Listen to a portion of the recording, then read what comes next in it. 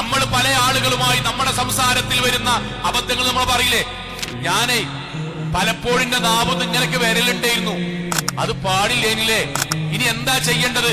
ഞാൻ അദ്ദേഹത്തിന്റെ ഒരു നിക്കാഹ് ഖുത്ബയ്ക്ക് ശേഷമാണ് എന്റെ ഭാര്യനോടും കുട്ടികളോടും നല്ലപോലെ പെരുമാറണം എന്ന് പഠിച്ചത് എന്ന് എത്രയോ ആൾക്കാർ പറഞ്ഞു കേട്ടിട്ടില്ലേ? ആ കേട്ടത് മനസ്സിലേക്ക് കൊണ്ടുവന്ന് ജീവിതവുമായി ബന്ധിപ്പിച്ച് ആലോചിക്കുന്നവനാണ് സ്വർഗം. ആ ആലോചനയാണ് നടക്കേണ്ടത്.